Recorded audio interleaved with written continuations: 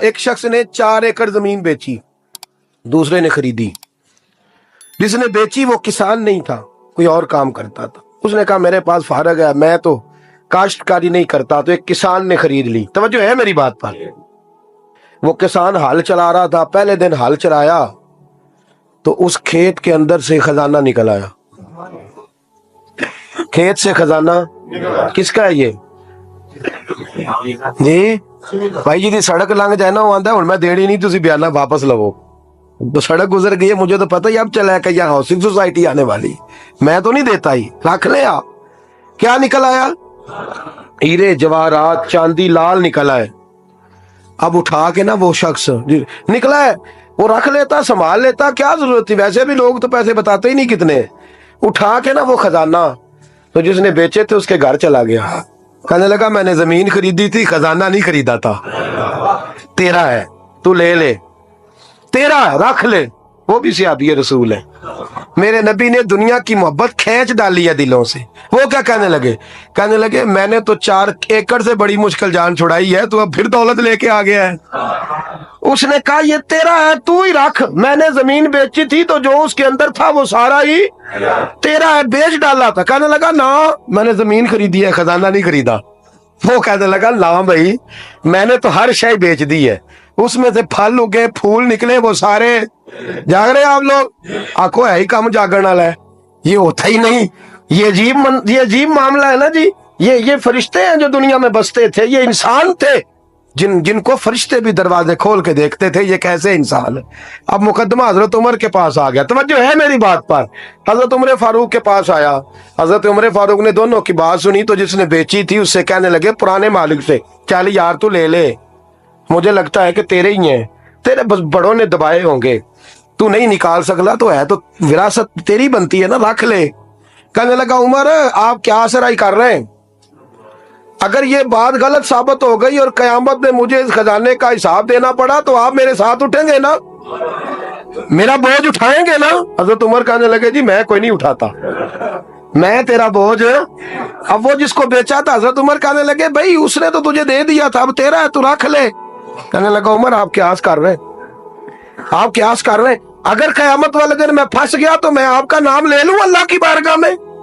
حضرت فاروق اعظم نے نا سر پکڑ لیا، فرمایا میں فیصلہ ہی نہیں کرتا، تم حضرت ابی بن کعب کے پاس جاؤ رضی اللہ ہو۔ حضرت ابی بن کعب کے پاس آئے اور آ کے ان دونوں نے کہا حضرت جی ہمارا ایک کیس الجھ گیا ہے۔ فرمایا وہ کیا؟ وہ صحابہ تھے جن کی ہر صبح صبح عید ہوتی تھی، خدا کا قرب حاصل تھا، نبی کی دید ہوتی تھی۔ حضرت ہمارا کیس الجھ گیا، حضرت عمر سے فیصلہ نہیں ہوا، آپ مہربانی فرمانے لگے وہ کون سا کیس ہے جو عمر فاروق سے فیصلہ نہیں ہوا؟ وہ کون سا کیس ہے؟ کہ حضرت جی یہ معاملہ ہے، توجہ ہے میری بات پر، یہ والا معاملہ ہے کہ اس نے بیچی ہے جگہ، میں نے خریدی ہے، اب خزانہ نکل آیا، میں کہتا ہوں تیرا ہے، یہ کہتا ہے نہیں تیرا، میرا میری نہیں۔ جی یہ کون سا دور ہے؟ بولے نا وہ کون سا دور تھا؟ خیر الناس من ینفع الناس، لوگوں میں بہتر وہ جو لوگوں کے لیے نفع بخش۔ یہ کہتا ہے خزانہ تیرا ہے، میں کہتا ہوں نہیں، تو کون سا دور ہو گیا؟ تیرا تیری کا۔ حضرت سیدنا ابی بن کعب رضی اللہ تعالیٰ عنہ نے سر جھکا لیا، کہنے لگے میں فیصلہ کیا کروں، میں بہت بڑا قاضی ہوں پر یہاں میں بھی الجھ گیا ہوں، اب فیصلہ سنو، خوبصورت فیصلہ۔ حضرت ابی بن کعب اس سے پوچھتے ہیں بیچنے والے سے تیرے بچے کتنے؟ کہنے لگا جوان بیٹا ہے۔ خریدنے والے سے کہتے ہیں تیرے کتنے بچے ہیں؟ اس نے کہا جوان بیٹی ہے۔ کہنے لگا میں ان دونوں کا نکاح کر کے سارا سامان انہیں جہیز میں دے دیتا ہوں، ان کا نکاح کر کے سارا کچھ انہیں جہیز میں دے دیتا ہوں، تیرے گھر بھی آ جائے گا، تیرے گھر بھی۔ یہ فیصلہ سیدنا ابی بن کعب رضی اللہ تعالیٰ عنہ نے دیا۔ لوگ رو رہے تھے، کہہ رہے تھے کیا بات ہے اس فیصلے کی، کیا بات۔ ایک نوجوان تھا مینا کے بازار میں، دوڑا جا رہا ہے، تو ایک بابا جی اس کو ملے، بزرگ، تو ان بزرگوں کے اس نے، توجہ ہے میری بات پر آپ، ان بزرگوں کی تھیلی اس نے اشرفیوں والی چھین لی، چھین کے دوڑ گیا، کافی آگے چلا گیا تو گر گیا، جب گرا تو نظر آنا بند ہو گیا، لگا اوہو اللہ کے ولی کی بے ادبی ہوئی ہے، اس لیے نظر آنا بند ہو گیا، بے ادبی ہو گئی، بڑا پریشان ہوا، سخت آزمائش کا شکار، کیا کروں کدھر جاؤں۔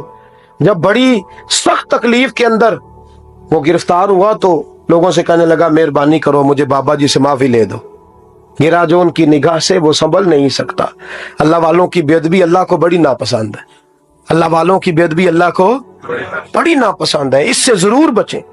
अल्लाह ताला हमें बचने की तौफीक अता फरमाए। पकड़ के बाबा जी के पास लाए, बाबा जी माफ कर दें, आपकी वजह से आंखें चलेंगी। बाबा जी कहने लगे नहीं मैंने तो बद्दुआ दी नहीं। तो वो कैसे? कहने लगे मेरे साथ जब कोई मुसलमान ज्यादती करता है तो मैं फौरन ही माफ कर देता हूं। कहा जी मेरे लिए दुआ कर दें। दुआ की, बाबा जी की आंखें ठीक, बाबा जी ने दुआ की, नौजवान की आंखें सही हो गई। लोग चले गए तो वो नौजवान करीब बैठ गया, कहने लगा बुजुर्गो आपने जो कहा मैंने मान लिया, पर एक बात मेरी समझ में नहीं आई। अब वो क्या?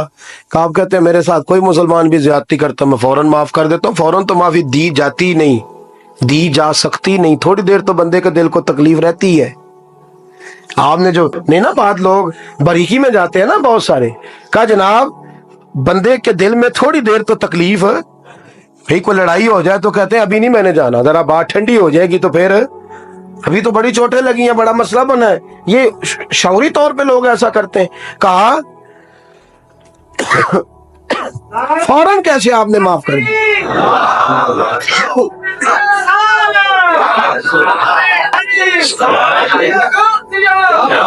कहा फौरन कैसे माफ कर दिया? तो बाबा जी कहने लगे मुझे अपने नबी से प्यार ही बड़ा है सल्लल्लाहु अलैहि, हम इश्क के बंदे हैं, क्यों बात बढ़ाई है, मोहब्बत बड़ी है रसूल रहमत से। पर मैं क्या बात है? बाबा जी कहने लगे मैंने हुजूर की एक हदीस पढ़ ली है, अब जो मुसलमान भी ज्यादती करता है मैं फौरन माफ कर देता हूँ। कहा वो क्या हदीस? सुने मेरे दोस्तों, और बुजुर्गों की सोच देखें कहाँ तक जाती है।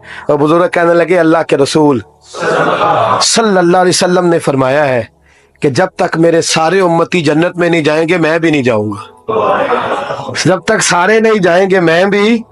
तो बाबा जी कहने लगे देखना तेरा मेरा झगड़ा है, अगर ये झगड़ा हुजूर के पास जाएगा, अल्लाह की बारगाह में जाएगा, फिर इसका फैसला होगा, फिर ये मुकदमा लड़ेगा, फिर ये केस चलेगा, जब फैसला होगा तब तक मेरे रसूल पाक जन्नत में नहीं जाएंगे, बैठे रहेंगे।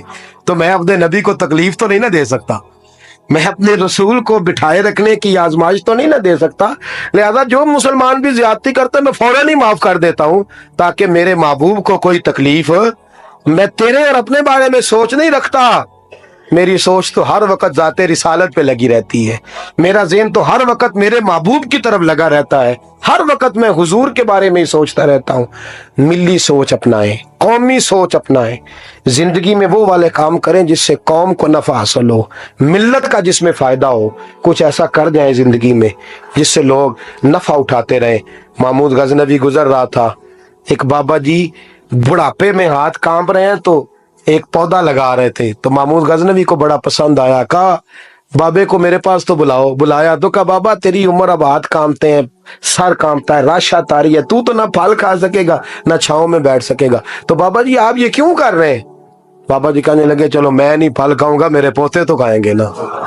बच्चे तो महमूद को बात बड़ी पसंद आई, उसने बाबा जी को एक अशरफियों की थैली इनाम में दे दी। कहा तेरी सोच बड़ी कौमी है, बड़ी है।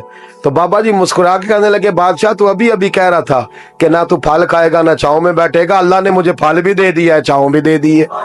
अभी देखे ना, अभी मैंने काम किया नहीं तो अल्लाह ने सारा कुछ पहले दे दिया है। बादशाह और राजी हुआ, उसने एक थैली और दी। तो बाबा जी मुस्कुरा के कहने लगे देख मेरे इखलास में अल्लाह ने कितना फजल किया है, लोगों के बाग में साल में एक दफा फल लगता है, मेरे बाग में 2 दफा लग गया।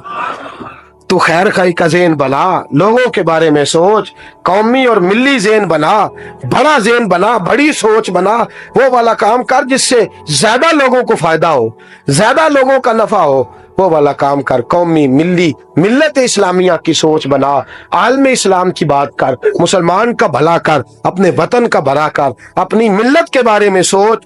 जब तू ये काम करेगा तो अल्लाह तुझे वसाइल भी बड़े ही अता फरमाएगा, अल्लाह तबारक व तआला तेरे लिए रहमतों के दरवाजे भी ज्यादा ही खोलेगा। तो फरमाया जमीन में वो कायम रहेगा जो लोगों का भला करेगा, दूसरों के बारे में सोचेगा, वही दुनिया में जिंदा रहते हैं जो लोगों के लिए नफा बख्श बन जाते हैं। जो जात की बात करते हैं वो बड़ी जल्दी फना हो जाते हैं। दूसरों की बात कर, तू हमेशा रहेगा, तू बाकी रहेगा, तू कायम रहेगा। تو ہمیشہ صبح قیامت تک تیرا نام جپا رہے گا۔ میرے اعلیٰ حضرت فرماتے ہیں بے نشانوں کا نشان مٹتا نہیں، مٹتے مٹتے بھی نام ہو ہی جائے گا۔ ہمیشہ مدحت خیر الانام میں گزرے۔ دعا